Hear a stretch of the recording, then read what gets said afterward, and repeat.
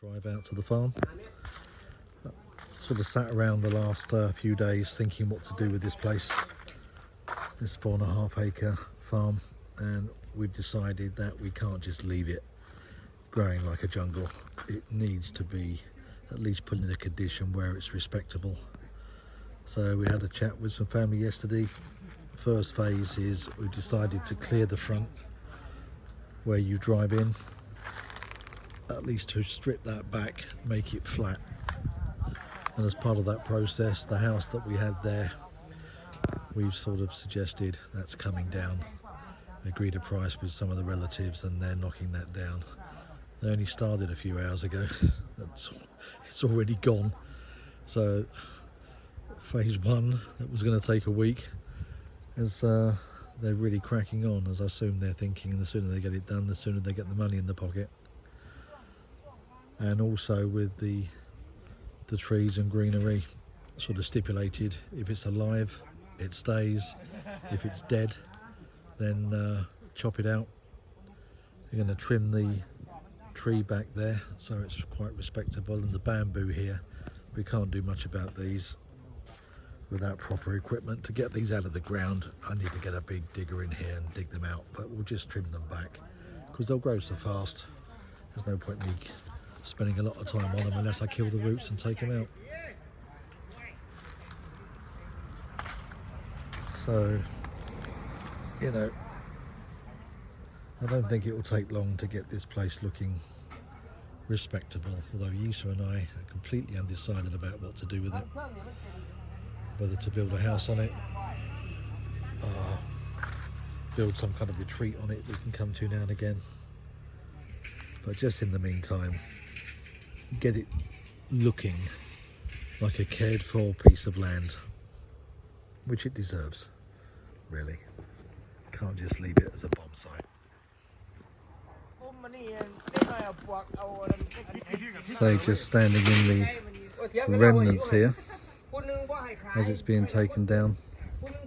On this side of the house, obviously, they've got 4 very large water storage from the rainwater. You can see the termites have sort of been busy with all of this structure here that would have been between these and the side of the property. Has all been produced by termites.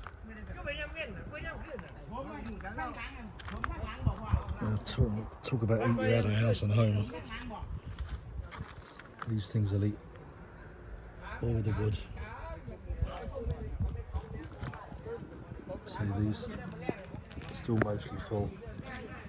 If they can't be sold, they'll get smashed up and got rid of, as we have no use for them.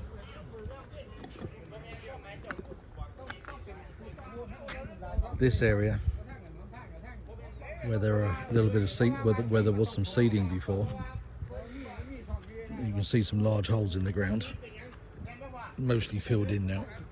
But I do know from our nephew that if you sit here at night, there's at least 2 very large snakes that were living down here.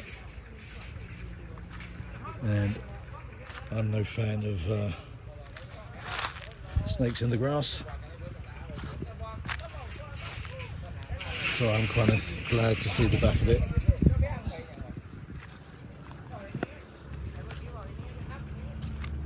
Let's hopefully they'll all bugger off once it's been flattened. And lastly, I didn't even know this was here until yesterday. There's a well that's been sunk.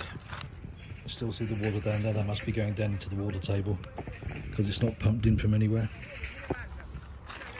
Talk about bloody dangerous, because that was completely open. Just put that wood on top. But obviously any animals or whatever goes down there, you're not climbing out. Yeah, and that is deeper than it looks on the camera. It's good old Thai health and safety for you. Just left like that. Termites have eaten the bark off all of this. That's all dead. Oh dear. think you can see the termite waste here. As typical Thais, they tend to leave a lot of rubbish around. You've got all the beer bottles here that they've had in the past. And the termite waste is now sort of encasing them, I think, much longer, and they'd be completely buried in it.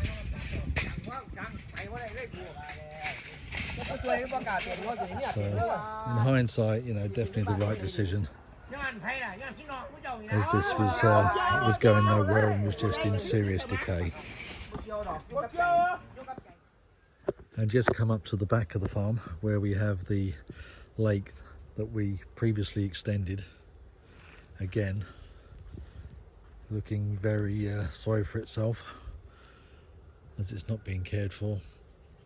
So I think the next job, which we may even start at the start of March, is to get a team of people up here, strip these banks back, try and pull out any rubbish that's gone in. And here you've got a tree that's completely gone over and needs to be got out, really tidy it all up. So there's plenty of fish in there, but it's just full of leaves that have fallen. As there, another tree looks like it's going to go there. It's leaning right over. It just needs some TLC and cutting back.